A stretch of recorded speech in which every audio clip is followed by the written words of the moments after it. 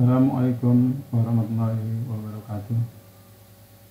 Seluruh siswa kelas 10, kemarin kita telah membahas tentang pelaku-pelaku ekonomi dan hubungan antar pelaku-pelaku ekonomi. Kita juga telah memberikan modul dan PowerPoint tentang pelaku-pelaku ekonomi. Sekarang kita mengulang sedikit lagi, mengulang kembali tentang pelaku-pelaku ekonomi. Kemarin kita sudah membahas ada yang dua sektor, antara konsumen dan produsen atau rumah tangga konsumsi dan rumah tangga produksi atau perusahaan. Terus yang tiga sektor, antara rumah tangga konsumsi, rumah tangga produksi, dan pemerintah. Sekarang yang empat sektor, itu rumah tangga konsumsi, rumah tangga produksi atau perusahaan. Itu lihat hubungannya pemerintah dan sekarang masyarakat luar negeri. Kemarin sudah dijelaskan bahwa hubungan antara rumah tangga konsumsi dan produksi atau rumah tangga dengan perusahaan, itu rumah tangga adalah penyedia faktor produksi, sedangkan perusahaan adalah pembuat barang dan jasa. Jadi ada saling keterkaitan, karena rumah tangga adalah pemilik faktor produksi, sedangkan perusahaan pengguna faktor produksi. Selanjutnya, perusahaan juga sebagai penyedia barang dan jasa, dan rumah tangga konsumsi memakai barang dan jasa. Terus pemerintah, rumah tangga konsumsi dan produksi membayar pajak dan pemerintah memberikan layanan umum. Terus untuk masyarakat luar negeri itu ekspor dan impor. Kita bahas ini sedikit aja ya. Peran rumah tangga konsumsi itu sebagai konsumen, ya, dia juga sebagai penyedia faktor produksi. Produksi kemarin kita udah bahas, ada 4 faktor produksi: tenaga kerja, tanah, modal, dan wirausaha. Selanjutnya, peran produsen atau rumah tangga produksi, ya. Produksi atau perusahaan itu sebagai produsen, dia juga sebagai pengguna faktor produksi yang tadi, ya. Kalau rumah tangga kan pemilik faktor produksi, dan perusahaan adalah pengguna faktor produksi. Terus dia juga sebagai agen pembangunan. Terus selanjutnya, peran rumah tangga negara, ya, atau pemerintah perannya, ya. Pemerintah sebagai pengatur atau regulator, ya. Sebagai konsumen juga sudah pernah saya jelaskan. Pemerintah sebagai konsumen bagaimana? Pemerintah sebagai produsen juga. Kita bahas sekilas saja karena sudah pernah kita bahas, ya.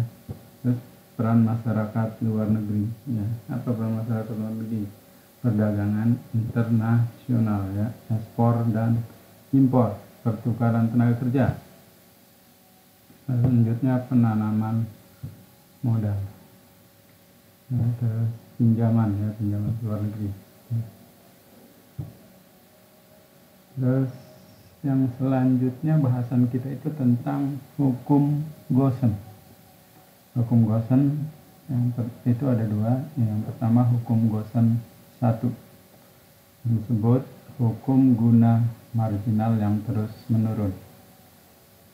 Artinya bila jumlah barang yang dikonsumsi pada waktu tertentu terus ditambah, maka nilai guna total yang diperoleh akan bertambah, tetapi nilai guna marginalnya akan semakin berkurang. Bahkan bila dia konsumsi terus dilakukan, nilai guna total akan menurun dan nilai guna marginal akan menjadi 0, bahkan di bawah 0. Contoh, jika kita berolahraga, bersepeda, kita kelelahan berolahraga tersebut sehingga kita minum yang pertama 1 gelas air. 1 gelas air itu berasa segar ya, 1 gelas air. Terus masih kurang ya, kita konsumsi lagi 2 gelas air. 2 gelas air udah makin enak ya. Terus sampai gelas yang ketiga kita masih merasakan nikmat. Tapi jika kita terus tambah minum ke 4 gelas, ke 5 gelas dan seterusnya, itu maka kita akan merasakan perut kembung, tidak menjadi enak. Itu yang dikatakan nilai marginalnya semakin berkurang. Semakin banyak kita konsumsi, maka nilai marginalnya terus menurun ya. Itu makanya hukum Gosen 1 dikatakan hukum guna marginal yang terus menurun ya. Jadi untuk gelas pertama sampai gelas ketiga tambah nikmat, tetapi seterusnya menjadi udah tidak enak lagi, jadi nilai gunanya semakin berkurang ya. Jadi nilai guna yang terus menurun, itu dikatakan hukum Gosen 1. Selanjutnya hukum Gosen 2, manusia akan berusaha memenuhi kebutuhan yang bermacam-macam sampai pada tingkat kebutuhan yang sama. Jika manusia melakukan pemenuhan kebutuhannya akan berbagai jenis barang dengan tingkat pendapatan dan harga barang tertentu tersebut, maka akan mencapai tingkat optimalisasi konsumsinya pada saat rasio marginal utility berbanding dengan harga sama untuk semua barang yang dikonsumsinya. Contoh, ketika kita seharian berpuasa, maka kita akan lapar ya, lapar, haus ya. Pada saat sore kita berbuka, kita kan butuh makanan, minuman ya, untuk menghilangkan rasa lapar ya. Terus kita membeli makanan, minuman kan sampai rasa kenyang ya. Paling kalau langsung nasi atau minum sepiring dan 1 gelas ya. Terus